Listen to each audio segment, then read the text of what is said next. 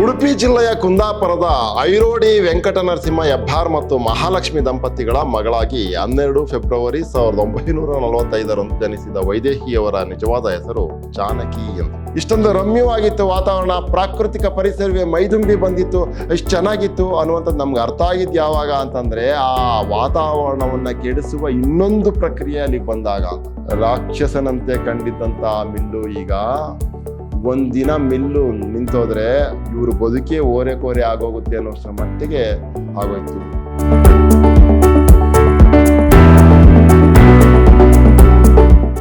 ಎಲ್ಲರಿಗೂ ನಮಸ್ಕಾರ. ನಾನು ವೆಂಕಟೇಶ್ ಕೆಪಿ, ಕನ್ನಡ ಉಪನ್ಯಾಸಕ, ವಿದ್ಯಾಶ್ರಮ ಪ್ರಥಮ ದರ್ಜೆ ಕಾಲೇಜು, ಮೈಸೂರು. ಪ್ರಿಯ ವಿದ್ಯಾರ್ಥಿ ಸ್ನೇಹಿತರೆ, ನಾನು ಮೈಸೂರು ವಿಶ್ವವಿದ್ಯಾನಿಲಯಕ್ಕೆ ಸಂಬಂಧಪಟ್ಟ ಹಾಗೆ 2ನೇ ಚತುರ್ಮಾಸದ BCA ಮಕ್ಕಳಿಗಿಟ್ಟಿರುವಂತಹ ಒಂದು ವಿಶೇಷವಾದಂತಹ ಕತೆ ಮಿಲ್ಲು ಮತ್ತು ಹಕ್ಕಿ ಅಂತೇಳಿ. ಅದನ್ನ ನಮ್ಮ ವೈದೇಹಿ ಮೇಡಮ್ ಅವ್ರು ಬರ್ತಿದ್ದಾರೆ. ಬಹಳ ಸೊಗಸಾಗಿ ನಿರೂಪಣೆ ಮಾಡ್ಕೊಂಡು ಹೋಗ್ತಾರೆ. ಮನುಷ್ಯ ಬಿಸ್ನೆಸ್ ಮೈಂಡೆಡ್ ಆಗೋದ್ರೆ ಯಾವ ರೀತಿಯೆಲ್ಲ ಅವಘಡಗಳು ಸಂಭವಿಸ್ತವೆ ಮತ್ತು ಅದಕ್ಕೆ ಹೇಗೆ ನಾವು ಹೊಂದ್ಕೊಂಡ್ಬಿಡ್ತೀವಿ ಅಂತೇಳಿ ಒಂದು ವಿಶೇಷವಾದಂಥ ನವಿರಾದ ರೀತಿಯಲ್ಲಿ ಈ ಕಥೆಯನ್ನ ನಿರೂಪಣೆ ಮಾಡ್ಕೊಂಡು ಹೋಗ್ತಾರೆ ವೈದೇಹಿ ಮೇಡಮ್ ಅವರು. ಬನ್ನಿ ವೈದೇಹಿ ಮೇಡಮ್ ಅವರ ಕಿರು ಪರಿಚಯವನ್ನ ಮಾಡ್ಕೊಳ್ಳೋಣ. ಉಡುಪಿ ಜಿಲ್ಲೆಯ ಕುಂದಾಪುರದ ಐರೋಡಿ ವೆಂಕಟ ನರಸಿಂಹ ಹೆಬ್ಬಾರ್ ಮತ್ತು ಮಹಾಲಕ್ಷ್ಮಿ ದಂಪತಿಗಳ ಮಗಳಾಗಿ 12 ಫೆಬ್ರವರಿ 1945ರಂದು ಜನಿಸಿದ ವೈದೇಹಿಯವರ ನಿಜವಾದ ಹೆಸರು ಜಾನಕಿ ಎಂದು. ವೈದೇಹಿ ಮೇಡಮ್ ಅವರ ನಿಜವಾದ ಹೆಸರು ಜಾನಕಿ ಅಂತ ಅಂದ್ಬಿಟ್ಟು. ಹೇಗೆ ಜಾನಕಿ ಅನ್ನುವಂಥ ಹೆಸರಾಯಿತು? ವೈದೇಹಿ ಅನ್ನುವಂಥವ್ರು ಜಾನಕಿ ಹೇಗಾದ್ರು ಅಥವಾ ಜಾನಕಿ ವೈದೇಹಿ ಹೇಗಾದ್ರು ಅನ್ನುವಂಥ ವಿಚಾರವನ್ನು ಮುಂದೆ ಮಾತಾಡ್ತಾರೆ. ಇವರು ಊರು ಉಡುಪಿ ಜಿಲ್ಲೆಯ ಕುಂದಾಪುರದ ಐರೋಡಿ. ವೆಂಕಟ ನರಸಿಂಹ ಹೆಬ್ಬಾರ್ ಅನ್ನೋರು ಇವ್ರ ತಂದೆ, ಮಹಾಲಕ್ಷ್ಮಿ ಅನ್ನೋರು ಇವ್ರ ತಾಯಿ. ಇವ್ರ ಮಗಳಾಗಿ 12 ಫೆಬ್ರವರಿ 1945ರಂದು ಇದೇ ತಿಂಗಳಲ್ಲಿ 12 ಫೆಬ್ರವರಿ 1945ರಂದು ಜನಿಸಿದ ವೈದೇಹಿಯವರ ನಿಜವಾದ ಹೆಸರು ಜಾನಕಿ ಅಂತ. ವೈದೇಹಿ ಅನ್ನುವಂಥ ಹೆಸರು ಹೇಗೆ ಬಂತು ನೋಡೋಣ. ಪ್ರಾಥಮಿಕ, ಪ್ರೌಢಶಾಲೆ ಮತ್ತು ಕಾಲೇಜು ಶಿಕ್ಷಣವನ್ನು ಸ್ವಂತ ಊರು ಕುಂದಾಪುರದಲ್ಲಿಯೇ ಪಡೆದುಕೊಂಡರು. ಪ್ರಾಥಮಿಕ ಮತ್ತು ಪ್ರೌಢ ಶಿಕ್ಷಣವನ್ನು ಅವ್ರ ಊರು ಕುಂದಾಪುರದಲ್ಲೇ ಪಡ್ಕೊಂಡ್ರು. ನೀರೆಯರ ಮನ ಎಂಬ ಕಥೆಯನ್ನು ಸುಧಾವಾರ ಪತ್ರಿಕೆಗೆ ಬರೆದು ಪ್ರಕಟಿಸುವಂತೆ ಕಳಿಸಿದಾಗ ಆಗಿನ ಸುಧಾವಾರ ಪತ್ರಿಕೆಯ ಸಂಪಾದಕರು ವೈದೇಹಿ ಎಂಬ ಕಾವ್ಯನಾಮ ನೀಡಿ ಪ್ರಕಟಿಸಿದರು. ಸುಧಾವಾರ ಪತ್ರಿಕೆಯ ಸಂಪಾದಕರಿದ್ರಲ್ಲ, ಅವರು ಇವರ ಹೆಸರನ್ನ ಬದಲಾಯಿಸಿ ಇಡ್ತಾರೆ. ಜಾನಕಿ ಅನ್ನುವಂಥ ಹೆಸರನ್ನ ವೈದೇಹಿ ಎಂಬ ಕಾವ್ಯನಾಮವನ್ನು ನೀಡಿ ಅವರು ಆ ಕಥೆಯನ್ನು ಪ್ರಕಟಿಸ್ತಾರೆ. ಅಂದಿನಿಂದ ವೈದೇಹಿ ಎಂಬ ಹೆಸರೇ ಕಾವ್ಯನಾಮವಾಗಿ ಉಳಿಯಿತು. ಅಂದಿನಿಂದ ಇಂದಿನವರೆಗೂ ಕೂಡ ಅವರ ವೈದೇಹಿ ಅನ್ನುವಂಥ ಹೆಸರು ಕಾವ್ಯನಾಮವಾಗಿ ಉಳ್ಕೊಳ್ತು. ಕಥಾ ಸಂಕಲನಗಳು: ಮರಣದ ಬಳ್ಳಿ, ಅಂತರಂಗದ ಪಟಗಳು, ಗೋಲ, ಸಮಾಜಶಾಸ್ತ್ರಜ್ಞ ಟಿಪ್ಪಣಿಗೆ, ಅಮ್ಮಚ್ಚಿ ಎಂಬ ನೆನಪು, ಕ್ರೌಂಚ ಪಕ್ಷಿಗಳು, ಕತೆ ಕಾರಣ ಅಂತ. ಅಮ್ಮಚ್ಚಿ ಎಂಬ ನೆನಪು ಅನ್ನುವಂಥದ್ದು ಸಿನಿಮಾನು ಕೂಡ ಆಗಿದೆ. ಕ್ರೌಂಚ ಪಕ್ಷಿಗಳು ವಿಶೇಷವಾದಂಥ ಕೃತಿ. ಆಮೇಲೆ ಕತೆ ಕಾರಣ ಅನ್ನುವಂಥದ್ದು ವಿಶೇಷವಾದಂಥ ಕೃತಿ. ಕವನ ಸಂಕಲನಗಳು: ಬಿಂದು ಬಿಂದಿಗೆ, ಪಾರಿಜಾತ, ಹೂವ ಕಟ್ಟುವ ಕಾಯಕ, ದೀಪದೊಳಗಿನ ದೀಪ ಅನ್ನುವಂಥದ್ದು ಕೂಡ ಸೊಗಸಾದಂಥ ಕೃತಿಗಳು. ಅಸ್ಪೃಶ್ಯರು ಎಂಬ ಹೆಸರಿನ ಒಂದು ಕಾದಂಬರಿಯನ್ನು ಮಲ್ಲಿನಾಥ ಧ್ಯಾನ, ಮೇಜು ಮತ್ತು ಬಡಗಿ ಹಾಗೂ ಜಾತ್ರೆ ಎಂಬ ಹೆಸರಿನಲ್ಲಿ ಪ್ರಬಂಧಗಳನ್ನು ಬರೆದಿದ್ದಾರೆ. ದಾಮ್ ಧೂಮ್, ಸುಂಟರಗಾಳಿ, ಮೂಕನ ಮಕ್ಕಳು, ಸೂರ್ಯ ಬಂಧ ಸೇರಿದಂತೆ 15ಕ್ಕೂ ಹೆಚ್ಚು ಮಕ್ಕಳ ಸಾಹಿತ್ಯ ಕೃತಿಗಳನ್ನು, ಭಾರತೀಯ ಮಹಿಳೆಯರ ಸ್ವಾತಂತ್ರ್ಯ ಹೋರಾಟ, ಬೆಳ್ಳಿಯ ಸಂಕೋಲನೆಗಳು, ಸೂರ್ಯ, ಕಿನ್ನರಿಯರು ಮತ್ತು ಸಂಗೀತ ಸಂವಾದ ಎಂಬ ಅನುವಾದ ಕೃತಿಗಳನ್ನ ರಚಿಸಿದ್ದಾರೆ ನಮ್ಮ ವೈದೇಹಿ ಮೇಡಮ್ ಅವರು. ಹೀಗೆ ಹಲವಾರು ಕೃತಿಗಳನ್ನು ರಚಿಸಿರುವುದರ ಮೂಲಕ ಸಾಹಿತ್ಯಿಕ ಸಾಧನೆಯನ್ನು ಮಾಡಿರುವ ವೈದೇಹಿಯವರಿಗೆ ಗೀತಾ ದೇಸಾಯಿ ದತ್ತಿನಿಧಿ ಪ್ರಶಸ್ತಿ ಸಿಕ್ಕಿದೆ. ಅದರ ಜೊತೆಗೆ ವರ್ಧಮಾನ ಉದಯೋನ್ಮುಖ ಪ್ರಶಸ್ತಿ, ಕಥಾ ಆರ್ಗನೈಸೇಷನ್ ಅವರಿಂದ ಕಥಾ ಪುರಸ್ಕಾರ, ಕರ್ನಾಟಕ ಲೇಖಕಿಯರ ಸಂಘದಿಂದ ಅನುಪಮ ಪುರಸ್ಕಾರ, ಕರ್ನಾಟಕ ಸಂಘ ಶಿವಮೊಗ್ಗದಿಂದ MK ಇಂದಿರಾ ಪುರಸ್ಕಾರ, ಅತ್ತಿಮಬ್ಬೆ ಪುರಸ್ಕಾರ, ಸಂದೇಶ ಕನ್ನಡ ಸಾಹಿತ್ಯ ಪ್ರಶಸ್ತಿ, ನಿರಂಜನ ಪ್ರಶಸ್ತಿ, ಸುನಂದಮ್ಮ ಸಾಹಿತ್ಯ ಪ್ರಶಸ್ತಿ, ಕರ್ನಾಟಕ ಸಾಹಿತ್ಯ ಅಕಾಡೆಮಿ ಪುರಸ್ಕಾರದ ಜೊತೆಗೆ ಕ್ರೌಂಚ ಪಕ್ಷಿಗಳು ಎಂಬ ಸಣ್ಣ ಕಥಾ ಸಂಕಲನಕ್ಕೆ ಕೇಂದ್ರ ಸಾಹಿತ್ಯ ಅಕಾಡೆಮಿ ಪ್ರಶಸ್ತಿ ಲಭಿಸಿದೆ ಇವರಿಗೆ. ಕ್ರೌಂಚ ಪಕ್ಷಿಗಳು ಅನ್ನುವಂಥ ಕೃತಿಗೆ, ವಿಶೇಷವಾದಂಥ ಕೃತಿಗೆ ಕೇಂದ್ರ ಸಾಹಿತ್ಯ ಅಕಾಡೆಮಿ ಪ್ರಶಸ್ತಿಯು ಕೂಡ ದಕ್ಕಿದೆ. ವಸ್ತು ಆಶಯ: ಮಿಲ್ಲು ಮತ್ತು ಹಕ್ಕಿ ಅನ್ನುವಂತಹ ಈ ಕಥೆಯ ಆಶಯ ಏನು, ಸಂದೇಶ, ಯಾವ ಸಂದೇಶವನ್ನು ನಮಗೆ ತಲುಪಿಸ್ತಿದೆ ಅಂತ. ವೈದೇಹಿ ಅವರು ಬರೆದಿರುವ ಮಿಲ್ಲು ಮತ್ತು ಅಕ್ಕಿ ಎಂಬ ಕಥೆಯು ಇವತ್ತಿನ ಸಂದರ್ಭಕ್ಕೆ ಅತ್ಯಂತ ಸೂಕ್ತ ಮತ್ತು ಅರ್ಥಪೂರ್ಣವಾದ ಕಥೆಯಾಗಿದೆ. ಅನಾದಿ ಕಾಲದಿಂದಲೂ ಮನುಷ್ಯರು ಯಾವುದೇ ಯಂತ್ರಗಳಿಲ್ಲದೆ ತಮ್ಮ ಕೆಲಸವನ್ನು ಕಷ್ಟಪಟ್ಟು ಬೆವರು ಸುರಿಸಿ ತಾವೇ ಮಾಡಿಕೊಂಡು ಆಯಸ್ಸು ಮತ್ತು ಆರೋಗ್ಯಪೂರ್ಣವಾಗಿ ಬದುಕುತ್ತಿದ್ದರು. ಹೌದಲ್ವನ್ರಿ? ಬಹಳ ಹಿಂದೆ ಈ ಯಂತ್ರಗಳ ಸಹಾಯವೇ ಇಲ್ಲದೆ ಇರುವಂತ ಕಾಲದಲ್ಲಿ ಶ್ರಮಪಟ್ಟು ತಮಗೆ ಬೇಕಾಗಿರುವಂತ ಕೆಲಸಗಳನ್ನು ಮಾಡ್ಕೊಳ್ತಾ ಇದ್ರು, ಆರೋಗ್ಯಪೂರ್ಣವಾಗಿದ್ರು. ಈಗ ಯಂತ್ರಯುಗ, ಇದು ತಂತ್ರಯುಗ. ಅವುಗಳನ್ನ ಬಳಸ್ಕೊಂಡು ನಮ್ಮ ದೇಹಾರೋಗ್ಯವನ್ನು ಕೆಡಿಸ್ಕೊಳ್ತಾ ಇದ್ದೀವಿ, ವೇಗಕ್ಕೆ ವಶರಾಗಿದ್ದೀವಿ ನಾವೀಗ. ಆ ಮೂಲಕ ಆದಷ್ಟು ಸ್ವಾವಲಂಬಿಗಳಾಗಿದ್ದರು. ಹೌದು, ಆಗಿನ ಕಾಲಕ್ಕೆ ನಾವೆಲ್ಲರೂ ಕೂಡ, ಅಂದ್ರೆ ನಮ್ಮ ಪೂರ್ವಜರು ಅವರೆಲ್ಲರೂ ತಂತ್ರಜ್ಞಾನ ಯಂತ್ರದ ಸಹಾಯ ಇಲ್ಲದೆ ಬದುಕಿದ್ರಿಂದ ಅವರೆಲ್ಲರೂ ಸ್ವಾವಲಂಬಿಗಳಾಗಿದ್ದರು, ಆರೋಗ್ಯಪೂರ್ಣರಾಗಿದ್ದರು. ಆದರೆ ಕಾಲ ಬದಲಾದಂತೆ ಮನುಷ್ಯರ ಬದುಕು ಸಂಕೀರ್ಣವಾಗುತ್ತಿದೆ. ಬಹಳ ಇಕ್ಕಟ್ಟಲ್ಲಿ ಸಿಕ್ಕಾಕೋತಾ ಇದ್ದೀವಿ, ರಾಜಿ ಮಾಡ್ಕೊಳ್ತಾ ಇದ್ದೀವಿ ಎಲ್ಲದ್ರ ಜೊತೆಗೆ. ಆಧುನಿಕತೆಯ ರೂಪದಲ್ಲಿ ಯಂತ್ರ ಸಂಸ್ಕೃತಿ ಆಗಮಿಸಿದೆ, ನಿಜ. ಮನುಷ್ಯ ಯಂತ್ರಗಳಿಗೆ ದಾಸನಾಗಿ ಬದುಕುವ ಹಂತಕ್ಕೆ ಬಂದು ನಿಂತಿದ್ದಾನೆ. ಹೌದು, ಈಗ ಇದಿಲ್ಲದೆ ಇದ್ರೆ ನಮ್ಮ ಬದುಕೇ ನಡೆಯಲ್ಲ ಅನ್ನೋಷ್ಟರ ಮಟ್ಟಿಗೆ ನಾವು ಅದಕ್ಕೆ ವಶರಾಗೋಗಿದ್ದೀವಿ, ದಾಸರಾಗಿದ್ದೀವಿ. ಯಂತ್ರವಿಲ್ಲದೆ ಜೀವನವಿಲ್ಲ ಎಂಬಂತಾಗಿದೆ. ಆದರೆ ಮನುಷ್ಯ ಯಂತ್ರಗಳಿಗೆ ನೀಡಿದ ಅತಿಯಾದ ಪ್ರಾಮುಖ್ಯತೆಯಿಂದಾಗಿ ಪ್ರಾಕೃತಿಕ ಪರಿಸರದ ಮೇಲಾಗುತ್ತಿರುವ ಪರಿಣಾಮಗಳನ್ನು ಗ್ರಹಿಸಿಕೊಳ್ಳಲು ಸಹ ತಯಾರಿಲ್ಲ. ಯಂತ್ರಗಳಿಗೆ ನಾವು ಡಿಪೆಂಡ್ ಆಗಿದ್ದೀವಿ, ಅವುಗಳನ್ನೇ ಅವಲಂಬಿಸಿದ್ದೀವಿ, ಸರಿ. ಆದರೆ ಅವುಗಳನ್ನು ಅವಲಂಬಿಸುವ ಹಾದಿಯಲ್ಲಿ ಪ್ರಾಕೃತಿಕ ಪರಿಸರದ ಮೇಲಾಗ್ತಾ ಇರುವಂತಹ ದುಷ್ಪರಿಣಾಮಗಳನ್ನು ನಾವು ಗಮನಿಸ್ತಾ ಇಲ್ಲ, ಅವುಗಳ ಕಡೆ ಕಿವಿ ಕೊಡ್ತಾ ಇಲ್ಲ ಅನ್ನುವಂಥ ಸಂಕಟವನ್ನ ಈ ಕಥೆ ನಮ್ಮ ಮುಂದಿಡುತ್ತೆ. ಮಿಲ್ಲು ಮತ್ತು ಹಕ್ಕಿ ನೋಡಮ್ಮನೆ, ಇಲ್ಲಿಂದ ಆ ಕತೆ ಆರಂಭ ಆಗತ್ತೆ. ಕಥೆಯ ಆರಂಭ ಬಹಳ ಸೊಗಸಾಗಿದೆ. ವೈದೇಹಿ ಮೇಡಮ್ ಅವರು ಎಷ್ಟು ಚೆನ್ನಾಗಿ ಬರೀತಾರೆ. ಮೊದಲು ಪ್ರಾಕೃತಿಕ ವಾತಾವರಣವನ್ನ ನಮ್ಮ ಕಣ್ಮುಂದೆ ತಂದು, ಎಂಥ ಅದ್ಭುತವಾದ ವಾತಾವರಣ, ಇಂಥ ವಾತಾವರಣದಲ್ಲಿ ನಾವು ಬದುಕಬೇಕು ಅನ್ನುವಂಥ ವಾತಾವರಣ ಇದ್ದಾಗ ಇದ್ದಕ್ಕಿದ್ದಾಗೆ ಆ ವಾತಾವರಣದ ಮಧ್ಯೆ ಯಾವುದೋ ಗಲಿಬಿಲಿ ಗೊಂದಲಗಳು ಬಂದು ಸೇರ್ಕೊಂಡಾಗ ನಾವು ಸಹಜವಾಗೇನೆ ಆರಂಭ ಶೂರರು ಇದನ್ನು ವಿರೋಧ ಮಾಡಬೇಕು ಅಂತ ಹೊರಡ್ತೀವಿ. ಆಮೇಲೆ ಆ ಯಂತ್ರಯುಗಕ್ಕೋ ತಂತ್ರಜ್ಞಾನಕ್ಕೋ ಮರಳಾಗಿ ಅದನ್ನೇ ನಮ್ಮ ಸಹಜವಾದ ಜೀವನಕ್ಕೆ ಒಳಗು ಮಾಡ್ಕೊಂಡ್ಬಿಡ್ತೀವಿ. ಪ್ರಾಕೃತಿಕ ಪರಿಸರವನ್ನ ನಾವು ಬೆಂಬಲಿಸಲ್ಲ, ಒತ್ತಾಯಿಸಲ್ಲ, ಗೊತ್ತಾಯ್ತಲ್ಲ, ಮತ್ತೆ ಮತ್ತೆ ಕೋರ್ಕೊಳ್ಳಲ್ಲ. ಆ ಥರದ್ದೇ ಒಂದು ಸಂದರ್ಭ ಇದು. ಅಷ್ಟರವರೆಗೂ ಎಷ್ಟು ಚೆನ್ನಾಗಿತ್ತು ಅಲ್ಲಿನ ವಾತಾವರಣ, ಎಷ್ಟರವರೆಗೂ ಅನ್ನುವಂಥದ್ದು ಬಹಳ ಮುಖ್ಯ. ಅಷ್ಟರವರೆಗೂ ಚೆನ್ನಾಗಿತ್ತು ಅಲ್ಲಿನ ವಾತಾವರಣ. ಹೆಂಗಿತ್ತು ವಾತಾವರಣ? ಊರಿಂದ ತುಸು ದೂರವಿತ್ತು. ಯಾವ ಹಾಳು ರಗಳೆ ಇರಲಿಲ್ಲ, ಎಷ್ಟೆಲ್ಲ ಹಕ್ಕಿಗಳು ಬಂದು ಕಿಲಿಪಿಲಿ ಮಾಡುತ್ತಿದ್ದವು, ಕಿಲಿಪಿಲಿ ಮಾಡ್ತಾ ಇದ್ವಿ. ಅವುಗಳನ್ನು ನೋಡೋದು ನಾವು ಮತ್ತೆ ಮತ್ತೆ ಉತ್ಸಾಹಗೊಳ್ತಾ ಇದ್ವಿ, ಕೆಲಸಗಳಲ್ಲಿ ತೊಡಕೋತಾ ಇದ್ವಿ. ಎಂಥ ರಮ್ಯವಾದ ವಾತಾವರಣ ಇತ್ತು ನೋಡಿ. ಅಷ್ಟರವರೆಗೂ, ಎಲ್ಲಿಯವರೆಗೂ ನೋಡೋಣ. ಆ ಹಕ್ಕಿ, ಈ ಹಕ್ಕಿ, ಉದ್ದಕೊಕ್ಕಿನ ಹಕ್ಕಿ, ಗಿಡ್ಡ ಪುಚ್ಚದ ಹಕ್ಕಿ, ಕೆಂಪುಗಣ್ಣಿನ ಹಕ್ಕಿ, ಕಪ್ಪು ಕೊರಳಿನ ಹಕ್ಕಿ, ಆಹಾ ಪನ್ನೀರು ಹಕ್ಕಿ. ಮತ್ತು ಇದು ಯಾವ ಹಕ್ಕಿ, ಏನಿದರ ಹೆಸರು, ಅದರ ಊಟ, ಹಾರಾಟ, ಗೂಡು, ಮರಿಗಳು, ಏನೇನೆಲ್ಲ ವಿಸ್ಮಯಗಳನ್ನ, ಪ್ರಕೃತಿಯಲ್ಲಿರುವಂಥ ವಿಸ್ಮಯಗಳನ್ನ ನೋಡ್ತಾ ಇದ್ವಿ. ಆ ಪಕ್ಷಿಗಳನ್ನ ನೋಡ್ತಿದ್ವಿ, ಮಂಗಟ್ಟೆ ನೋಡ್ತಿದ್ವಿ, ಗುಬ್ಬಚ್ಚಿ ನೋಡ್ತಿದ್ವಿ, ಪಾರಿವಾಳ ನೋಡ್ತಿದ್ವಿ, ಕ್ರೌಂಚ ಪಕ್ಷಿ, ಯಾವ್ದ್ಯಾವ್ದನ್ನ ನೋಡ್ತಾ ಇದ್ವಿ, ಸಂತೋಷವನ್ನ ಪಡ್ತಾ ಇದ್ವಿ. ಅದು ಯಾವುದು ಅಂತ ಎಲ್ಲ ನೋಡ್ತಾ ಇದ್ವಿ. ಆ ಎಲ್ಲ ವಾತಾವರಣಗಳು ಕೂಡ ಈಗಿಲ್ಲ ನೋಡಿ. ಅಷ್ಟರವರೆಗೂ ಎಷ್ಟು ಚೆನ್ನಾಗಿತ್ತು ಅಂತ ಹೇಳ್ತಾ ಇರೋದು. ಎಲ್ಲಿಯವರೆಗೂ, ಏನ್ ಬರೋದ್ರ ಒಳಗೆ ಅಂತ. ಹಕ್ಕಿಗಳನ್ನಾದರೂ ಹೆಸರಿಸಬೇಡಿರೋ, ಅಷ್ಟಕ್ಕೆ ಅವನ್ನು ಬಿಟ್ಟು ಬಿಡಿ. ಯಾಕೆ ಅಂತ ಹೇಳಕ್ ಹೋಗ್ಬೇಡಿ, ಅವನು ಸಂತೋಷ ಪಡಿ. ಹೆಸರಿಟ್ಟ ಕೂಡಲೇ ಅವು ಬೇರೆಯಾಗಿ ಕಾಣುತ್ತವೆ. ಅವುಗಳ ಊಟ, ಹಾರಾಟ, ಗೂಡು, ಮರಿಗಳನ್ನು ತಿಳಿಯುತ್ತಾ ಹೋದಂತೆ ನಿಗೂಢತೆ ತೆಳುವಾಗುತ್ತಾ ಹೋಗುತ್ತದೆ. ವಿಸ್ಮಯವನ್ನ ನಾವ್ ಯಾವಾಗ್ಲೂ ಕೆದ್ಕೋದಕ್ಕೆ ಹೋಗ್ಬಾರ್ದು. ಕುತೂಹಲವನ್ನ ಸಹಜವಾಗೇ ಇಟ್ಕೊಂಡ್ಬಿಡ್ಬೇಕು. ಕುತೂಹಲ ಇದ್ರೆ ನಾವು ಮತ್ತೆ ಮತ್ತೆ ಆ ಕುತೂಹಲವನ್ನ ತಾಳ್ಲಿಕ್ಕೆ ಸಂತೋಷ ಪಡ್ತಿರ್ತೀವಿ. ಮಾರಿಗೋಲ್ಡ್, ಮಾವು, ದಾಸವಾಳ, ಕರವೀರ, ಚಿಕ್ಕು ಎಲ್ಲದರ ಮೇಲೊಂದು ಲೋಕ. ಈ ಎಲ್ಲ ಹೂವಿನ ಗಿಡಗಳು ಮತ್ತು ಹಣ್ಣಿನ ಗಿಡಗಳ ಮೇಲೆ ಅದೇ ಒಂದು ಲೋಕವನ್ನ ಸೃಷ್ಟಿಸ್ಕೊಂಡಿರುವಂತ ಹಕ್ಕಿಗಳು ಕುತ್ಕೋತಿದ್ವು ಅಂತ. ಹಣ್ಣುಗಳನ್ನು ತಿನ್ನಕ್ ಬರುವಂತ ಹಕ್ಕಿಗಳು, ಅದೇ ಒಂಥರ ಅದ್ಭುತವಾದ ಲೋಕ. ಸುತ್ತೊಂದು ಲೋಕ, ಲೋಕಗಳ ನಡುವೆ ಕಿನ್ನರ ಲೋಕ. ಪಕ್ಷಿಗಳು, ಅವು ಇವು ಪ್ರಾಣಿಗಳೆಲ್ಲ ಬರ್ತಿದ್ವಲ್ಲ, ಅವು ಮೃದು ರೇಷ್ಮೆಯಂತೆ ಬೆಳಗು, ದುಡಿದು ಮನೆಗೆ ಬಂದವರಿಗೆ ಸಾಂತ್ವನಗೊಳಿಸುವ ಸಂಜೆ, ಬೀಸುವ ಗಾಳಿ, ಬೇಡದ ಶಬ್ದವಿಲ್ಲ, ಗಲಾಟೆ ಇಲ್ಲ, ಪ್ರಶಾಂತತೆ ಅಲ್ಲಿ ಒಟ್ಟು ಸೇರಿ ನಿಂತಂತೆ ಆ ವಟಾರ.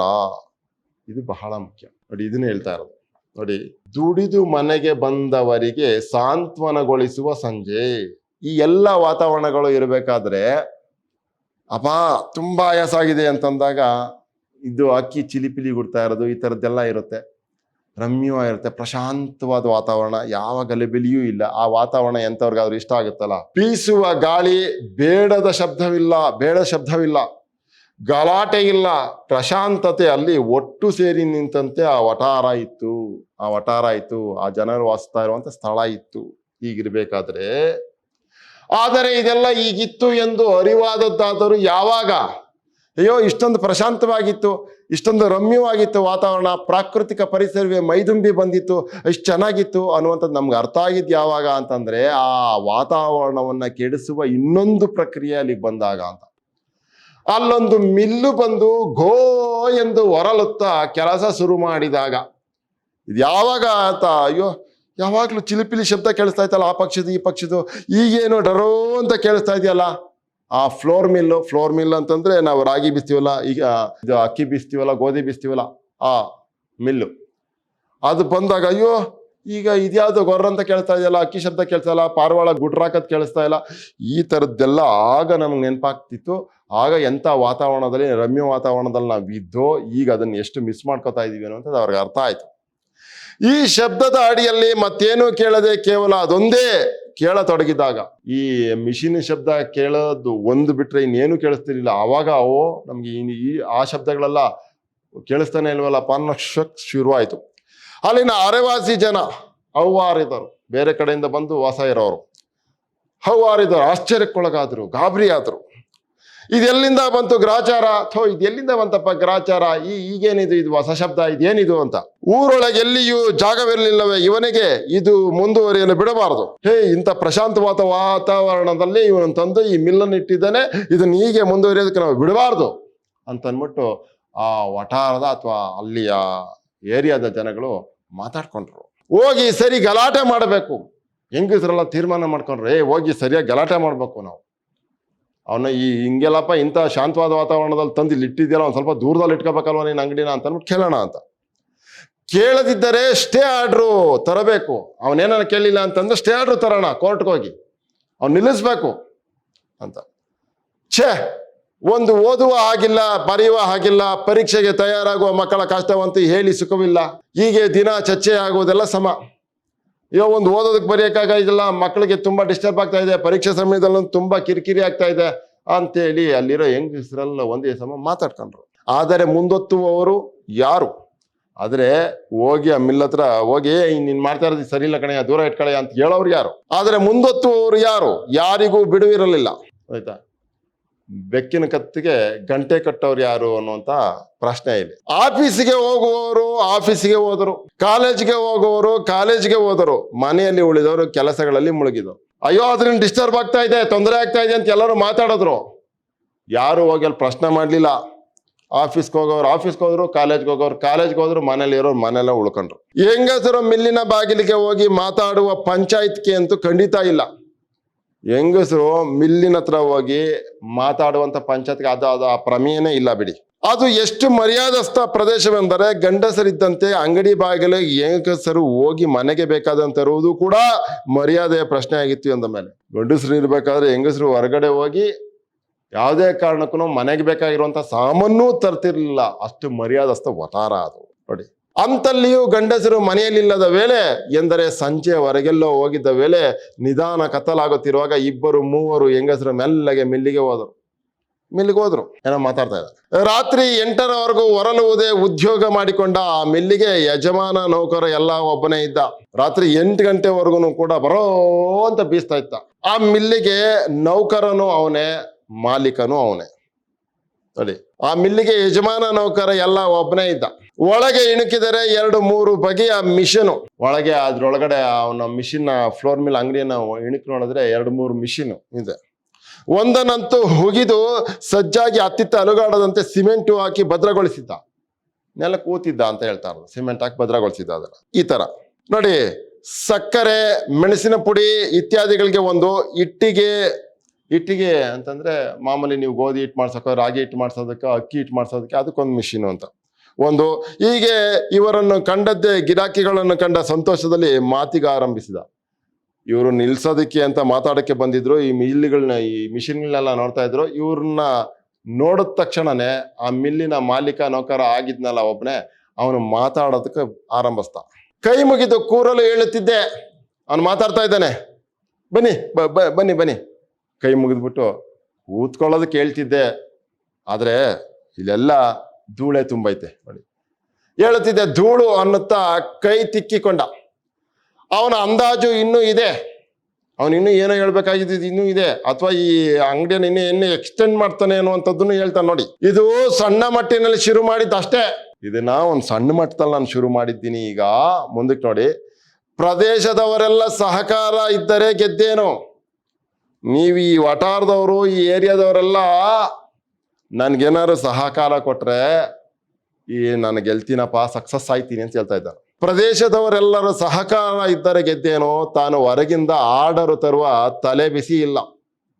ನೀವೆಲ್ಲರೂ ಕೂಡ ನನ್ನ ಅಂಗಡಿಗೆ ಬಂದು ಈ ಹಿಟ್ಟು ಮಾಡ್ಕೊಳ್ಳೋದಕ್ಕೆ ಅವಕಾಶ ಮಾಡಿಕೊಟ್ರೆ ನಾನು ಹೊರಗಡೆಯಿಂದ ಆರ್ಡ್ರನ್ನ ತರೋ ಅಗತ್ಯ ಇಲ್ಲ, ಹೊರಗಡೆಯವರಿಂದ ತಗೊಂಡು ಬಂದು ಇಲ್ಲಿ ಬೀಸೋ ಅಗತ್ಯ ಇಲ್ಲ. ನೀವೆಲ್ಲ ಸಹಕರಿಸ್ಬೇಕು. ತಾನು ಹೊರಗಿಂದ ಆರ್ಡರ್ ತರುವ ತಲೆ ಬಿಸಿ ಇಲ್ಲ ಅಂತೆಲ್ಲ ಅಂಕಿ ಸಂಖ್ಯೆ ಸಮೇತ ವಿವರಿಸಿದ. ಆದರೂ ಆ ಕ್ಷಣಕ್ಕೂ ಮಿಲ್ಲನ್ನು ನಿಲ್ಲಿಸಲಿಲ್ಲ. ಆ ಕ್ಷಣಕ್ಕೂ ಅವನು ಮಾತಾಡ್ತಾನೆ ಇದ್ದೇನೆ ಹೊರತು ಮಿಲ್ಲು ಚಾಲೂನಲ್ಲೇ ಇದೆ, ನಿಲ್ಲಿಸ್ಲಿಲ್ಲ. ಅದರ ಕೂಗಿಗೆ ಪೈಪೋಟಿಯಾಗಿ ಕೂಗಿ ಹೇಳಿದ. ಅದು ಜೋರಾಗಿ ಮಿಲ್ಲು ಶಬ್ದ ಮಾಡ್ತಾ ಇದೆ. ಅಲ್ರಮ್ಮ, ನೀವೆಲ್ಲರೂ ನಮಗೆ ಸಹಕಾರ ಕೊಡಬೇಕು, ಹಿಂಗ್ ಜೋರಾಗಿ ಮಾತಾಡ್ತಾ ಇದ್ದಾನೆ. ಮಿಲ್ಲಿನ ಶಬ್ದ ಇದೆಯಲ್ಲ, ಆ ಕಾರಣಕ್ಕೆ ನೀವೆಲ್ಲರೂ ಸಹಕಾರ ಕೊಡಬೇಕು. ನೀವೆಲ್ಲರೂ ಸಹಕಾರ ಕೊಟ್ರೆ ನಾನು ಹೊರಗಡೆಯಿಂದ ಆರ್ಡರ್ ತರೋ ಅಗತ್ಯನೇ ಇಲ್ಲ ಅಂತ ಹಿಂಗ್ ಕೂಗಿ ಮಾತಾಡ್ತಾ ಇದ್ದಾನೆ. ಮಿಲ್ಲಿನ ಶಬ್ದ ಇದೆಯಲ್ಲ ಅದಕ್ಕೆ. ಅದರ ಕೂಗಿಗೆ ಪೈಪೋಟಿಯಾಗಿ ಕೂಗಿ ಹೇಳಿದ. ಮಿಲ್ ಎಷ್ಟು ಶಬ್ದ ಮಾಡ್ತಿದ್ಯೋ ಅದಕ್ಕಿಂತಲೂ ಹೆಚ್ಚಾಗಿ ಇವನು ಶಬ್ದ ಮಾಡ್ಕೊಂಡು ಅವ್ರಿಗೆ ಹೇಳ್ತಾ ಇದ್ದಾನೆ. ನೀವೆಲ್ಲ ಇದ್ದರೆ ನನ್ನ ಕುಟುಂಬ ಬದುಕುತ್ತದೆ. ನೀವೆಲ್ಲ ನನ್ನ ಕೈ ಹಿಡಿದ್ರೆ ನನ್ನ ಕುಟುಂಬ ಬದುಕುತ್ತೆ. ಅಷ್ಟು ಉಪಕಾರ ಮಾಡಿ ಬಂದ ಹೆಂಗಸರ ಮನ ಕರಗಿತು. ನಿಲ್ಲಿಸ್ಬೇಕು ಇದನ್ನ, ಫ್ಲೋರ್ ಮಿಲ್ನ ಅಂತ ಅಂದ್ಬಿಟ್ಟು ಬಂದ್ರಲ್ಲ, ಅವ್ರ ಎದುರುಗಡೆ ಇವನು ಯಾವ ಬಿಸ್ನೆಸ್ ಮೈಂಡ್ ಇಟ್ಕೊಂಡು ಮಾತಾಡ್ದ, ಯಾರ ಹತ್ರ ಹೇಗೆ ಮಾತಾಡಿದ್ರೆ ಅವ್ರ ಮನಸ್ಸು ಕರಗುತ್ತೆ ಅನ್ನುವಂಥದ್ದು ಈ ವ್ಯಾಪಾರಸ್ಥರಿಗೆ ಚೆನ್ನಾಗಿ ಗೊತ್ತಿರುತ್ತೆ. ಅದು ವ್ಯಾಪಾರದ ಗಿಮಿಕ್ ಅಂತ ಕರೀತಾರೆ.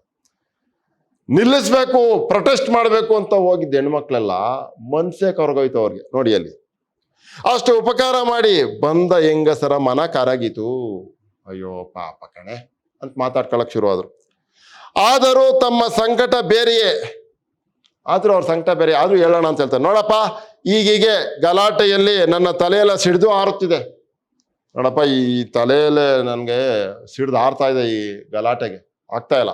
ನನ್ನ ಮನೆಯವರಿಗಂತೂ ಮೊದಲೇ BP, ನನ್ನ ಮನೆಯವ್ರಿಗಂತೂ ಮೊದಲೇ BP, ಬ್ಲಡ್ ಪ್ರೆಷರು, ಗೊತ್ತಾಯ್ತಾ, ರಕ್ತದ ಒತ್ತಡ.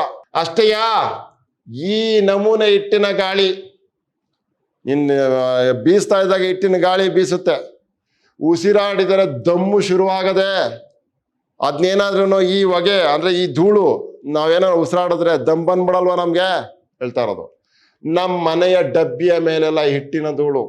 ನೀನಿಲ್ಲಿ ಫ್ಲೋರ್ ಮೇಲೆ ಇಟ್ಟಿರೋದ್ರಿಂದ ಬೀಸಿರುವ ಧೂಳು ಎಲ್ಲವೂ ಕೂಡ ನಮ್ಮ ಮನೆ ಡಬ್ಬಗಳ ಮೇಲೆಲ್ಲ ಧೂಳು ತುಂಬ್ಕೊಂಡ್ಬಿಟ್ಟೈತೆ. ಎಷ್ಟು ಒರೆಸಿದರೂ ಮತ್ತೆ ಮತ್ತೆ ಅದೇ ಕೆಲಸ ಮಾಡ್ತಾ ಇರುವುದಾ? ಹಾಗಾದರೆ ನಾನು ಅಲ್ಲಪ್ಪ, ಎಷ್ಟು ವರ್ಷಿದ್ರು ಅದು ಬತ್ತನೇ ಇರುತ್ತೆ, ಮತ್ತೆ ಅದೇ ಕೆಲಸನ ಮಾಡೋದ ನಾನು ಹೇಳ್ತಾರ. ಆ ಮೆಣಸಿನ ಪುಡಿ ಮಾಡುವ ದಿನ ಘಾಟೇ ಘಾಟು. ನನಗಂತೂ ಸೀನಿ ಸಾಕಾಯಿತು. ಅಕ್ಷ ಅಕ್ಷ ಅಂತ ಸೀನಿ ಸಾಕಾಯ್ತಪ್ಪ. ಆ ಖಾರದ ಪುಡಿ ಬೀಸ್ತಿಯಲ್ಲ ನಿನ್ನ ಮೆಣಸಿಕಾಯಿನ, ಅವತ್ತು ನನಗಂತೂ ರೇಜ್ಗೆ ಇಟ್ಬಿಟ್ಟಿದೆ ಅಂತ ಅಂದ್ಬಿಟ್ಟು ಒಬ್ಬ ಹೆಂಗ್ಸ್ ಹೇಳೋದು. ಏನೇ ಇರಲಿ, ನೀನು ಬೇರೆ ಯಾವುದಾದರೂ ಜಾಗ ನೋಡಿಕೋ, ಇಲ್ಲಂತೂ ಬೇಡ ಅಂತಂದ್ರು. ವಿನಯದಿಂದ ಸಾಧ್ಯವಾದಷ್ಟು ಕೂಗಿ ಹೇಳಿದರೆ ಅವನು ವಿನೀತನಾಗಿಯೇ ಕೇಳಿಕೊಂಡ. ಸಾಧ್ಯವಾದಷ್ಟು ಮಿಲ್ಲು ಓಡ್ತಾನೆ ಇದೆ, ಇವ್ರು ಕೂಗಿ ಹೇಳ್ಕೊಂಡ್ರದು ನೋಡಿ. ಮಾತಾಡೋ ಹೊತ್ತಿಗಾದರೂ ಮಿಲ್ಲು ನಿಲ್ಲಿಸು ಎಂದರೆ ಕೇಳಲಿಲ್ಲ. ನಾವು ಮಾತಾಡ್ತಾ ಇದ್ದೀವಿ, ಇಷ್ಟೊತ್ತಾದ್ರೂ ನಿಲ್ಸಯ್ಯ ಇದನ್ನ ಅಂತಂದ್ರೆ ಅವ್ನು ಬೇರೆನೇ ಹೇಳ್ತಾ ಇದ್ದಾನೆ ನೋಡಿ. ಕೇಳಲಿಲ್ಲ. ಅದೆಷ್ಟೋ kg ಗೋಧಿ ಹಿಟ್ಟು ಈಗಲೇ ಮಾಡಬೇಕಾಗಿದೆ, ಆರ್ಡರು ತೆಗೆದುಕೊಂಡು ಬಂದಿದ್ದಾನೆ. ಅದೆಷ್ಟೋ kg ಗೋಧಿ ಹಿಟ್ಟನ್ನ ಈಗಲೇ ಮಾಡ್ಬೇಕಾಗೈತೆ, ಹೊರಗಡೆಯವರು ಆರ್ಡರ್ ಕೊಟ್ಬಿಟ್ಟವ್ರೆ, ನಿಲ್ಸಕ್ಕಾಗಲ್ಲ. ಯಾವುದೋ ಅಂಗಡಿಗೆ 1 ನಿಮಿಷವೂ ಬಿಡುವಿಲ್ಲ. ಯಾವುದೋ ಅಂಗಡಿಗೆ KG ಗಟ್ಲೆ ಗೋಧಿ ಹಿಟ್ಟನ್ನು ಕೊಡಬೇಕಾಗಿದೆ, ಆರ್ಡರ್ ತಗೊಂಡು ಬಂದಾನೆ, 1 ನಿಮಿಷವೂ ಪುರ್ಸೋತಿಲ್ಲ, ನಿಲ್ಲಿಸ್ತಾನೆ ಇಲ್ಲ. ನೋಡಿ, ತಂತ್ರಜ್ಞಾನವನ್ನ ಒಂದು ಪ್ರಾಕೃತಿಕ ಪರಿಸರದ ಮಧ್ಯದಲ್ಲಿಡೋರು ಎಷ್ಟು ದಾಷ್ಟ್ಯರಾಗಿರ್ತಾರೆ ಅಂತ, ಎಷ್ಟು ಪ್ರೀ ಪ್ಲಾನ್ಡ್ ಆಗಿರ್ತಾರೆ ಅಂತ, ಆಮೇಲೆ ಎಷ್ಟು ನಯ ನಾಜೂಕಿನಿಂದ ತಮ್ಮ ಕಾರ್ಯ ಸಾಧನೆ ಮಾಡಿಬಿಡ್ತಾರೆ ಅನ್ನುವಂಥದ್ದನ್ನ ಈ ಕಥೆಯ ಮೂಲಕ ಬಹಳ ಸೂಕ್ಷ್ಮವಾಗಿ ಹಿಡಿದಿಡ್ತಾ ಇದ್ದಾರೆ ನಮ್ಮ ವೈದೇಹಿ ಮೇಡಮ್ ಅವರು. ಯಾವುದೋ ಅಂಗಡಿಗೆ 1 ನಿಮಿಷವೂ ಬಿಡುವಿಲ್ಲ. ಯಾವುದೋ ಅಂಗಡಿಗೆ ಅವನು KG ಗಟ್ಲೆ ಆರ್ಡರ್ ತಗೊಂಬಂದವನೆ, ಅದನ್ನ ರುಬ್ತಾನೆ ಇದ್ದಾನೆ, ಅವನು ನಿಲ್ಲಿಸ್ತಾ ಇಲ್ಲ. ಗಾಳಿಯಲ್ಲಿ ಧೂಳು ಬರುತ್ತದೆಯೇ ಅಮ್ಮ, ಕ್ಷಮಿಸಿ, ಮಾಡಿನ ಸಂದಿಯಲ್ಲಿ ಒಣಹುಲ್ಲು ಚೌಂಡೆ ತುಂಬಿಸುತ್ತೇನೆ. ಅಮ್ಮರೇ, ಇದು ಗಾಳಿಯಲ್ಲಿ ಧೂಳು ಬರ್ತಾ ಇದೆ ಅಂತ ನೀವು ಹೇಳ್ತಾ ಇರೋದು? ಸರಿ ಆಯ್ತು, ಮಾಡಿಗೆ ಅಂಚು ಇರುತ್ತಲ್ಲ, ಅದು ಅಂಚಿರುತ್ತೆ, ಆ ಮಾಡಿಗೆ ನಾನು ಚೌಂಡೆ ಹುಲ್ಲು ತುಂಬಿಸ್ಬಿಡ್ತೀನಿ ಅಂತ ಹೇಳ್ತಾ ಇದ್ದಾನೆ. ಒಣ ಹುಲ್ಲು ಚೌಂಡೆ ತುಂಬಿಸುತ್ತೇನೆ, ಹುಲ್ಲು ತುಂಬಿಸಿದ್ರೆ ಅವಾಗ ಹೊರಗಡೆ ಅಂಚಿನಿಂದ ಆಚೆಗೆ ಹೋಗಲ್ಲ ಧೂಳು, ಆ ಥರ. ಮತ್ತೆ ಸೀಲಿಂಗ್ ಹಾಕಿ ಬಂದ್ ಮಾಡುವ ಹಾಗಿಲ್ಲ. ಸೀಲಿಂಗ್ ಹಾಕೋದಕ್ಕಾಗಲ್ಲ ಕಣವ. ಯಾಕೆ ಅಂತಂದ್ರೆ ಹಾಗೆ ಮಾಡಿದರೆ ಲೈಸೆನ್ಸ್ ರದ್ದಾಗುತ್ತದೆ. ಸೀಲಿಂಗ್ ಹಾಕೊಳ್ಳೋದಕ್ಕಾಗಲ್ಲ, ಲೈಸೆನ್ಸ್ ರದ್ದಾಗೋಯ್ತದೆ. ನಾನು ಆ ಚೌಂಡೆ ಹುಲ್ಲನ್ನ ತಂದು ಒದಿಸ್ಬಿಟ್ಟು ಧೂಳು ಬರ್ದೆ ರಂಗ್ ಮಾಡ್ತೀನಿ ಅಂತ ಇದೆ. ಸೈಲೆನ್ಸರ್ ಹಾಕಬೇಕೆಂದಿದ್ದೀರಾ? ಈ ಶಬ್ದ ಹಿಂಗ್ ಬರ್ತಾ ಇದೆಯಲ್ಲ, ಸೈಲೆನ್ಸರ್ ಹಾಕ್ಬೇಕು ಅಂತಿದ್ದೀರಾ? ಛೇ, ಅದು ಸಾಧ್ಯವಿದ್ದಿದ್ದರೆ ನಾನು ಹಾಕದೇ ಬಿಡುತ್ತಿದ್ದೇನೆ. ಅಯ್ಯೋ, ಅಷ್ಟೊಂದೆಲ್ಲ ಅನುಕೂಲ ನನಗಿದ್ದಿದ್ರೆ ಹಾಕ್ತಾ ಇರ್ತಿದ್ನ ನಾನು. ಹೇಳಿ, ಏನಂದಿರಿ? ರೆಸಿಡೆನ್ಷಿಯಲ್ ಏರಿಯಾದಲ್ಲಿ ಇದನ್ನು ಇಡಕೂಡದೆ? ಓಹೋ, ಇದು ಮನೆವಾರುಗಳೆಲ್ಲ ಕುಟುಂಬಗಳು, ಸಂಸಾರಸ್ಥರು ವಾಸ ಮಾಡುವಂತ ಜಾಗ, ರೆಸಿಡೆನ್ಷಿಯಲ್ ಏರಿಯಾ, ವಸತಿ ಇರುವಂತದ್ದು, ಆಯ್ತಾ?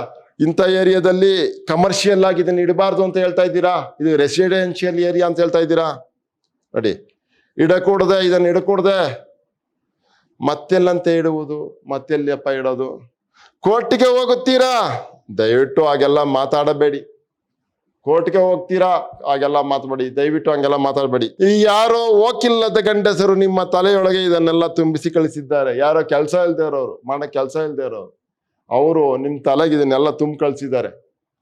ನೀವು ಈ ತರ ಎಲ್ಲ ಮಾಡ್ಬೇಡ್ರಮ್ಮ ಅಂತ ಅಂದ್ಬಿಟ್ಟು ಅವನು ಕೇಳ್ಕೊತಾ ಇದ್ದಾನೆ. ಪಾಪ ಹೆಂಗಸರು, ನಿಮ್ಗೆ ಅದೆಲ್ಲ ಏನು ಗೊತ್ತು? ಪಾಪಚ್ಚಿ, ನಿಮ್ಗೆ ಅದೆಲ್ಲ ಗೊತ್ತಿರಲ್ಲ ಹೆಂಗಸರಿಗೆ. ಈ ಗಂಡಸರೇ ಹಿಂಗೆಲ್ಲ ನಿಮ್ಗೆ ಹೇಳ್ ಕಳ್ಸಿರೋದು. ಕೇಳಿ ಅಮ್ಮ, ಕೋರ್ಟು ಕಚೇರಿ ಎಲ್ಲ ನಿಮ್ಮಂತ ಸಭ್ಯಸ್ಥರಿಗೆ ಅಲ್ಲ. ಬಹಳ ಮುಖ್ಯವಾಗಿ ಕೋರ್ಟು ಕಚೇರಿ ಪೊಲೀಸ್ ಸ್ಟೇಷನ್ನು ಅಂತ 100 ತಲೆನೋವಿರುತ್ತೆ ರೀ. ಯಾಕೆ ಹೋಗ್ತೀರಿ ಅಂತ, ಅಯ್ಯೋ ಹೌದಪ್ಪ, ಯಾಕೆ ಹೆಂಗ ಮಾಡ್ಕೊಂಡು ಸಾಯ್ಲಿ ಬಿಡು ಅಂತ ಅಂದ್ಬಿಟ್ಟು ನಾವು ಬಿಟ್ಬಿಡ್ತೀವಿ, ಅರ್ಧ ಬಿಟ್ಬಿಡ್ತೀವಿ. ಇದಕ್ಕೆ ಆ ಅನಾನುಕೂಲಗಳಲ್ಲೇ ಆ ಪ್ರಕೃತಿಯ ವಿನಾಶ ಆಗ್ತಾ ಇರುವಂತಹ ಸಂದರ್ಭವನ್ನು ಮರ್ತ್ಬಿಟ್ಟು ಅಡ್ಜಸ್ಟ್ ಆಗ್ಬಿಡ್ತೀವಿ. ಯಾಕಂದ್ರೆ ಮುಂದಿನ ಆಡಳಿತ ವೈಖರಿಗಳನ್ನೆಲ್ಲ ಬಹಳ ಭಯ ಪಡಿಸ್ಬಿಡೋ ಹಾಗೆ ಹೇಳ್ತಾರೆ ನಮ್ಗೆ. ನೋಡಿ, ಕೇಳಿ ಅಮ್ಮ, ಕೋರ್ಟು ಕಚೇರಿ ಎಲ್ಲ ನಿಮ್ಮಂತ ಸಭ್ಯಸ್ಥರಿಗೆ ಅಲ್ಲ. ಅಷ್ಟಕ್ಕೂ ನೀವು ಹೋಗುತ್ತೀರಾದರೆ ಸರಿಯೇ, ಇನ್ನೇನು ಮಾಡುವುದು? ನೋಡಿ, ನಿಮ್ಮಲ್ಲಿ ಅರೆವಾಸಿ ಜನ ದಸ್ಕತ್ತು ತೆಗೆದುಕೊಂಡೇ ಶುರು ಮಾಡಿದ್ದು ನಾನು.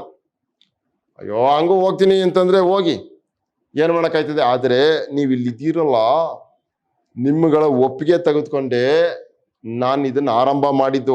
ನಿಮ್ಮ ಹತ್ತಿರ ಕೇಳಲಿಲ್ಲವಂತೆ ಸಿಟ್ಟು ಮಾಡಬೇಡಿ. ನಿಮ್ಮ ಹತ್ರ ಕೇಳಿಲ್ಲ ಅಂತ ಅಂದ್ಬಿಟ್ಟು ನೀವು ಸಿಟ್ಟು ಮಾಡ್ಕೋಬೇಡಿ. ಅವತ್ತು ನಾನು ಬಂದಿದ್ದೆ, ನೀವು ಇರಲಿಲ್ಲ ಅಂತ. ನಿಮ್ಮಲ್ಲಿಗೂ ಬಂದಿದ್ದೆ, ನನ್ನ ಗ್ರಾಚಾರಕ್ಕೆ ನೀವಿರಲಿಲ್ಲ, ಮತ್ತೆ ಬರ್ಲಿಕ್ಕೆ ಆಗ್ಲಿಲ್ಲ ನಾನು. ಅವನು ಹೇಳಬೇಕಾದ್ದನ್ನೆಲ್ಲ ಹೇಳಿದ. ಎದರಿದವನಂತೆ ನಟಿಸುವ ಅವನ ಕಣ್ಣುಗಳಲ್ಲಿ ಹೆದರಿಕೆ ಇರಲಿಲ್ಲ. ಬಿಸ್ನೆಸ್ ಮೈಂಡ್ ಇರೋರು, ವ್ಯಾಪಾರಸ್ಥರು, ಇಂಡಸ್ಟ್ರಿಯಲಿಸ್ಟ್ಗಳು, ಇವರೆಲ್ಲರೂ ಕೂಡ ವಿನಯವನ್ನ ನಟಿಸ್ತಾರೆ ಹೊರತು ವಿನಯವಂತರಲ್ಲ ಅವರು. ತಮ್ಮ ಬೇಳೆ ಬೇಯಿಸಿಕೊಳ್ಳುವುದಕ್ಕೆ ಯಾವ ಮಟ್ಟಕ್ಕಾದ್ರೂ ಹೋಗ್ತಾರೆ ಅವರು ಅನ್ನುವಂಥದ್ದನ್ನ ತುಂಬಾ ಸೂಕ್ಷ್ಮವಾಗಿ ಮಿಲ್ಲಿನ ಮೂಲಕ, ಮಿಲ್ಲಿನ ನೌಕರ, ಮಿಲ್ಲಿನ ಮಾಲೀಕನ ಮೂಲಕ ವೈದೇಹಿ ಮೇಡಮ್ ಅವ್ರು ನಮ್ಗೆ ಬಹಳ ಸೊಗಸಾಗಿ ಕಟ್ಕೊಡ್ತಾ ಇದ್ದಾರೆ ಕಥೆಯನ್ನ. ಅವನು ಹೇಳಬೇಕಾದ್ದನ್ನೆಲ್ಲ ಹೇಳಿದ. ಹೆದರಿದವನಂತೆ ನಟಿಸುವ ಅವನ ಕಣ್ಣುಗಳಲ್ಲಿ ಹೆದರಿಕೆ ಇರಲಿಲ್ಲ. ನಿಜವಾಗ್ಲೂ ಹೆದರಿಕೆ ಇರಲಿಲ್ಲ, ಅದು ನಟಿಸ್ತಿದ್ದ. ಮಾಡುವುದು ಮಾಡಿಕೊಳ್ಳಿ ಎಂಬಂತಿತ್ತು. ಏನ್ ಮಾಡ್ಕೊಳ್ರಿ, ನಾನು ಎದುರ್ಸೋದು ಗೊತ್ತಿದೆ ಅಂತ ಅನ್ಬಿಟ್ಟು ಹಂಗೆ ಇರ್ಲಿ. ಅವನ ಮುಖ ದಾಷ್ಟೆ ಅಲಂಗೆಲ್ಲಿತ್ತು, ಆದರೆ ಎದುರ್ಕೊಂಡಿಲ್ಲ, ನಟಿಸ್ತಿದ್ದ ಅವನು. ರೊಯ್ಗುಡುವ ಯಂತ್ರದೆದುರು ಗೆಂಡೆ ಕೀಳುವಂತೆ ಮಾತಾಡುತ್ತಿದ್ದ. ಅರೋ ಅಂತ ಮಿಲ್ಲು ಚಾಲು ಆಗ್ತಾನೆ ಇದೆ, ಇವನು ಗೆಂಡೆ ಗಂಟ್ಲು ಕಿತ್ತೋಗುವಂಗೆ ಕೂಗ್ತಿದ್ದ. ಅವರಾದರೂ ಎಷ್ಟು ಇನ್ನೂ ವಾದ ಮಾಡಬಹುದಾಗಿತ್ತು. ಅವರಾದರೂ ಬಂದಿದ್ದ ಹೆಂಗಸರು ಇನ್ನೆಷ್ಟು ವಾದ ಮಾಡ್ಬೋದಿತ್ತು. ಕೂಗಿ ಮಾತಾಡೋದು ನಾವೇನು ಗಂಡಸರೇ, ಕೂಗಿ ಮಾತಾಡೋದು ನಾವೇನು ಗಂಡಸ್ರೆ, ಬಾರಪ್ಪ. ಸಾಕಾಗಿ ಅವರು ಮನೆಗೆ ಬಂದರು. ತಾವು ಓದದ್ದು ಮಾತಾಡಿದ್ದು ಯಾರಿಗೂ ತಿಳಿಯದಂತೆ ನೋಡಿಕೊಂಡರು. ಅವರು ಹೋಗಿದ್ದು ಮಾತಾಡಿದ್ದು ಅವನು ಹೇಳಿದ್ದು ಯಾರಿಗೂ ಗೊತ್ತಾಗದ ಹಾಗೆ, ಗಂಡಸರಿಗೆ ಗೊತ್ತಾಗದ ಹಾಗೆ ಇವರು ಜೋಪಾನವಾಗಿ ಗುಟ್ಟು ಮಾಡ್ಕೊಂಡ್ರು. ದಿನ ದಾಟಿತು. ಹಿಂಗೆ ದಿನ ಕಳೀತು. ಪ್ರತಿ ಮುಂಜಾನೆಗೂ ಹೀಗೆ ಸ್ವರ ಒಡೆದಂತೆ ಕೀರಲಾರಂಭಿಸಿದ ಮಿಷನ್ನಿನ ಶಬ್ದ ಬರಬರುತ್ತಾ ಅಲ್ಲಿಗೆ ಹೊಂದಿ ಹೋಯಿತು. ಇದು ಬಹಳ ದೊಡ್ಡ ದುರಂತ, ಸಮಾಜದ ದೊಡ್ಡ ದುರಂತ. ಯಾವತ್ತೋ ಒಂದ್ ದಿವಸ ಪ್ರತಿಭಟಿಸಕ್ ಹೋಗ್ತೀರಿ, ಯಾವುದೋ ಒಂದು ಅನ್ಯಾಯವನ್ನ, ಯಾವುದೋ ಒಂದು ಅವಿವೇಕವನ್ನ, ಯಾವುದೋ ಒಂದು ಅವಘಡವನ್ನ, ಅವನೇನೋ ಸಬು ಬೇಳಿ ಕಳಿಸ್ಬಿಡ್ತಾನೆ. ಆಮೇಲೆ ನಮ್ಮ ದಿನನಿತ್ಯದ ವ್ಯವಹಾರಗಳಲ್ಲಿ ನಾವು ಸಿಕ್ಕಾಕೊಂಡು, ಆ ಒತ್ತಡದಲ್ಲಿ, ಆ ಬಿಸಿಯಲ್ಲಿ ನಾವು ಸಿಕ್ಕಾಕೊಂಡು ಆ ಅವಿವೇಕಕ್ಕೆ ನಾವು ಹೊಂದ್ಕೊಂಡ್ಬಿಡ್ತೇವೆ. ಹಂಗಾಗೋಯ್ತು. ಈಗ ಮಿಷಿನ್ನ ನಿಲ್ಸಪ್ಪ, ನೀನ್ ತಗೊಂಡಾಗಪ್ಪ ಅಂತ ಹೇಳಕ್ ಬಂದವರು ಅಲ್ಲಿಗೆ ಆ ಮಿಷಿನ್ ಶಬ್ದಕ್ಕೆ, ಆ ಮಿಷಿನಿನ ವಾತಾವರಣಕ್ಕೆ ಹೆಂಗ್ ಒಕ್ಕೋತಾ ಇದ್ದಾರೆ ನೋಡಿ. ಮಿಷಿನಿನ ಶಬ್ದ ಬರಬರುತ್ತಾ ಅಲ್ಲಿಗೆ ಹೊಂದಿ ಹೋಯಿತು. ಅವ ಎಷ್ಟು ಮಿಲಿಟರಿಯವನೆಂದರೆ 7 ಮಿಷಿನ್ ಸ್ಟಾರ್ಟ್ ಮಾಡುತ್ತಿದ್ದ ನೋಡಿ. ಮೊದಲು ಕಿರಿಕಿರಿ ಆಗ್ತಾ ಇದ್ದಿದ್ದ ವಿಷಯಗಳನ್ನೆಲ್ಲ ಈಗ ಪಾಸಿಟಿವ್ ಆಗಿ ಹೆಂಗ್ ಮಾತಾಡೋಕೆ ಶುರು ಆಗೋಗ್ತಾರೆ ನೋಡಿ. ಧನಾತ್ಮಕವಾಗಿ, ಪಾರದರ್ಶಕವಾಗಿ ಹೆಂಗ್ ಮಾತಾಡೋಕೆ ಶುರು ಆಗ್ತಾರೆ ಅಂತ. ಇವನ್ ಏನಪ್ಪ ಹಿಂಗ್ ಮಾಡ್ತಾನೆ ಅಂತಲ್ಲ, ಈಗ ಹಂಗಿಲ್ಲ. ಇದನ್ನ ತಮಗೆ ಬೇಕಾದ ಹಾಗೆ ತಿರುಚುವ ಬುದ್ಧಿ ಬಿಸ್ನೆಸ್ ಮ್ಯಾನ್ಗಳು ಮಾಡ್ತಾರೆ. ಜನಗಳು ಅದಕ್ಕೆ ಹೊಂದ್ಕೊಂಡ್ಬಿಡ್ತಾರೆ. ಆಯ್ತಾ? ಟಕ್ಕಿನ ವ್ಯಾಪಾರ ಹಿಂಗೆ ಇರೋದು ಯಾವಾಗ್ಲೂ. ಜನಗಳನ್ನ ಮರಳು ಮಾಡೋದನ್ನ ಕಲ್ತ್ಬಿಟ್ಟಿರ್ತಾರೆ. ಅವ ಎಷ್ಟು ಮಿಲಿಟರಿ ಅವನು ಅಂತಂದ್ರೆ ಸಿಸ್ಟಮ್ಯಾಟಿಕ್, ಟೈಮ್ ಸೆನ್ಸ್ ಇರುತ್ತೆ ಅಂತ ಹೇಳ್ತಾರೆ. ಅದು 7ಕ್ಕೆ ಮಿಷಿನ್ ಸ್ಟಾರ್ಟ್ ಮಾಡುತ್ತಿದ್ದ. ಅವನ ಮಿಲ್ಲಿನ ಕೂಗು ಅಲ್ಲಿನ ನಿವಾಸಿಗಳಿಗೆ ಆಫೀಸು ಕಾಲೇಜಿಗೆ ಹೊರಡುವ ಸಮಯ ಹೇಳುವ ಕೂಗಾಯಿತು. ಮೊದಲು ಡಿಸ್ಟರ್ಬ್ ಅಂತಾರೆ.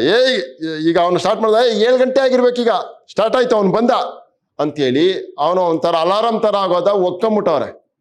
ಅವನ್ನ ಕಳಿಸ್ಬೇಕು ಅಂತ ಹೇಳ್ತಾ ಇಲ್ಲ ಈಗ. ಮಿಲ್ಲು ಕೂಗುತ್ತಿದೆ, ಹಾಗಾದರೆ ಗಂಟೆ ಹೇಳು. ಇನ್ನೂ ಸ್ನಾನ ಆಗಿಲ್ಲ, ತಿಂಡಿ ಆಗಿಲ್ಲ, ಟೈಮ್ನ ನೋಡ್ತಿರ್ಲಿಲ್ಲ ಇವರು. ಮಿಲ್ ಸ್ಟಾರ್ಟ್ ಆಯ್ತು, 7 ಗಂಟೆ ಇರಬೇಕು, ಇನ್ನೂ ಸ್ನಾನ ಆಗಿಲ್ಲ, ಅಯ್ಯೋ ಟಿಫನ್ ಆಗಿಲ್ಲ, ನಾವ್ ಇನ್ನೂ ಹೋಗ್ಬೇಕು ಅರ್ಜೆಂಟು ಅಂತ ಅನ್ಬಿಟ್ಟು ಟೈಮ್ ನೋಡ್ಕೊಳ್ಳೋ ತರ ಅದು ಅಡ್ಜಸ್ಟ್ ಆಗೋಗೈತೆ. ಮಿಲ್ನ ಎತ್ತಂಗಡಿ ಮಾಡ್ಬೇಕು ಅಂತ ಯೋಚನೆ ಮಾಡಿದ್ರಲ್ಲ, ಅದು ಇಲ್ವೇ ಇಲ್ಲ. ಈಗ ಒಕ್ಕೊಂಬಿಟ್ಟವ್ರೆ ಅದಕ್ಕೆ. ರೇಡಿಯೋ ಆನ್ ಮಾಡಿದರೆ ಮಾತ್ರ ಟೈಮು ತಿಳಿಸುತ್ತಿತ್ತು.